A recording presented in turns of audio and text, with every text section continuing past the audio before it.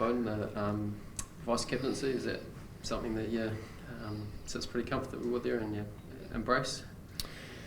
Oh, I guess so. It's a position that I've been given before, and it's an honour, of course, but effectively it doesn't change anything, and it doesn't change how I do anything in the team, really. It's business as usual. What's Sam Whitelock like as a captain as opposed to Sam Cane? Look, Sam's a big leader of action. Sam Whitelock, that is. He's obviously been around a long time, has plenty of experience and stories, but he leads through his preparation and his actions and how he performs on the field. It's obviously, we're gutted to lose Sam Cane for the tour. He's a different leader.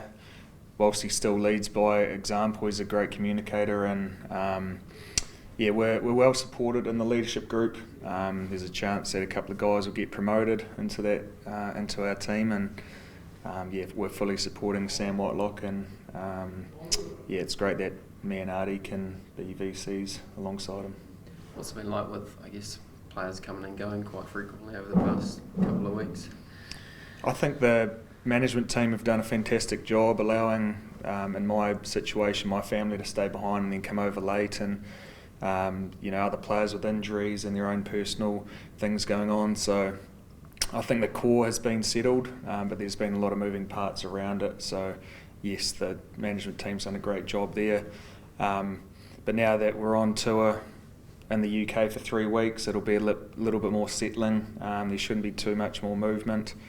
We're just looking forward to getting stuck into the Welsh this week and enjoy being back in the UK, and it feels like COVID's non-existent here, and it's like the good old days of touring.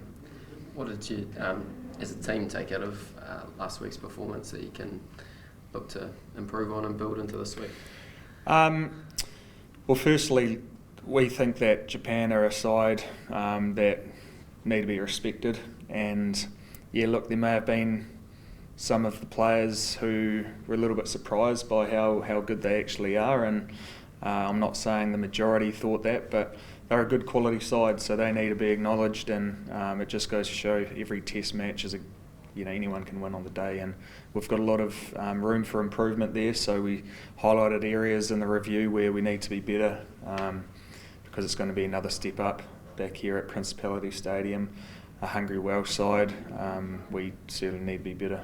I guess there were elements of rust for guys that haven't played for a number of weeks. Yourself, probably be, I think, 5 weeks by the time this weekend rolls around. Do you worry about that sort of thing, or you just expect to hit the ground running?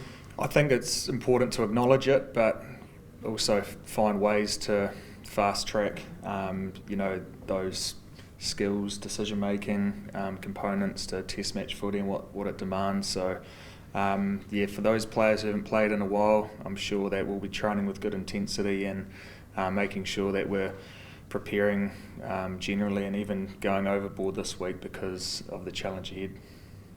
What do you expect out of the Welsh team this week, Beauden? They're hungry, they're a quality side. I don't think they have too many injuries, and they'll have their eyes on us, no doubt. So we're at the stage where we're looking at ourselves, looking at ways to get better from the Japanese game, and I think towards the back end of the week, that's when we'll start to think a little bit more about what they're going to bring. So no doubt they'll be staunch. They're a fit side. They like to play a lot of rugby. So we'll be up for the challenge, but at the moment we're just focusing on ourselves. It was a 15-hour flight and then into it today. Is that just part of modern rugby, or do you have to sort of adapt and start slow into the week?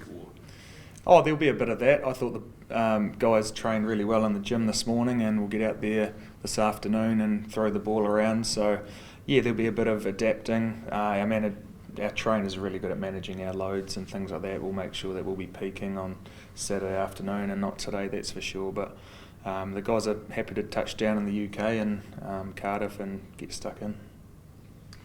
One man who won't be there, Dan Biggar, he's been at the centre of a lot of their strongest performances this year. Do you pay, or will you pay much attention to who plays 10? I know you will have played with Anscombe against Priestland, and how that will affect their game plan.